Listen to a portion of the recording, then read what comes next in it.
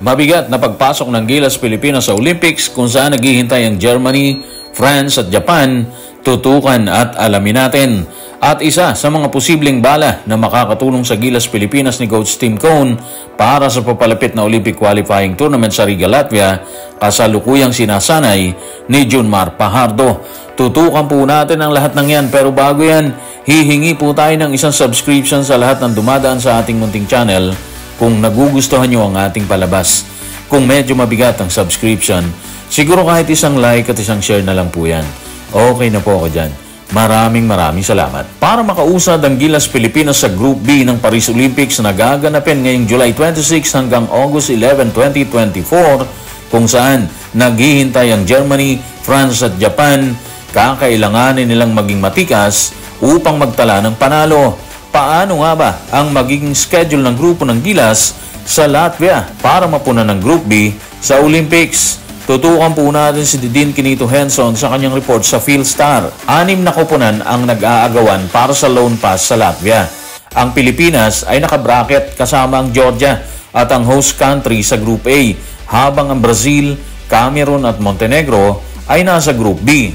Pagkatapos ng single round robin, ang nangungunang dalawang koponan ng bawat grupo ay uusad sa semifinals kung saan ang mga nanalo ay maglalaban para sa Olympic slot sa final.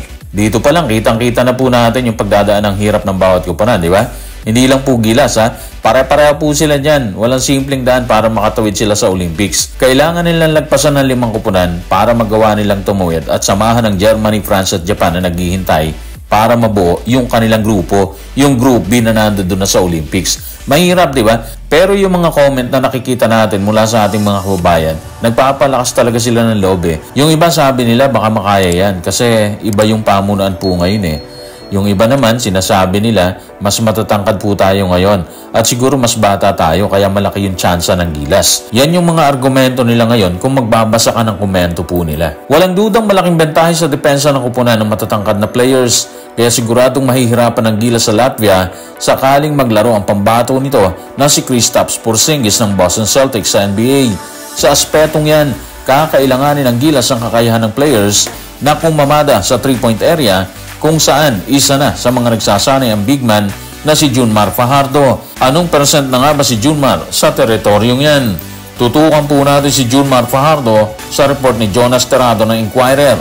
Siguro nasa 60 to 70% chance na po. Conservative assessment na po yun. So doon po tayo sa 60 to 70% na ayon sa kanya, conservative pa po yan, ha. Ibig sabihin, pwedeng mataas pa po doon yung kakayahan niya na makabuslo sa tres. Para sa akin, malaking bagay po yun kasi dagdag na bala po yun eh. Ibig sabihin, kung matindi yung depensa sa loob, may option siya na bumato sa labas. At isa po yun sa mga posibleng maging bala ni Coach Tim Cone pagdating natin dito sa Latvia para makausad ang Gilas dito sa Paris Olympics. Actually, nabanggit po ni Junmar yan kasi kasama po siya sa 3-point shootout ng PBA All-Star Weekend na gaganapin po dito sa Bacolod City.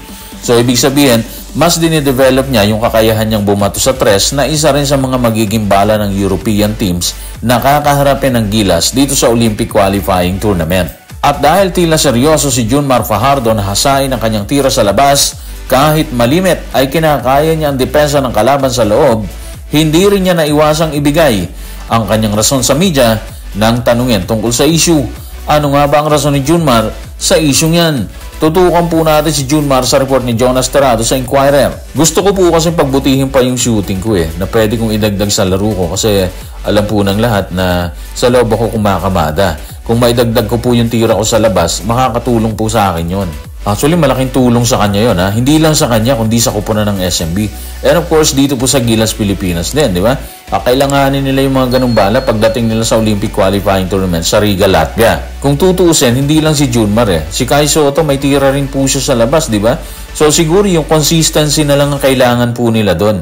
Yung masanay sila na tumitira ng ganun para pagdating ng aktual na laro, hindi na sila hesitant na bumanat.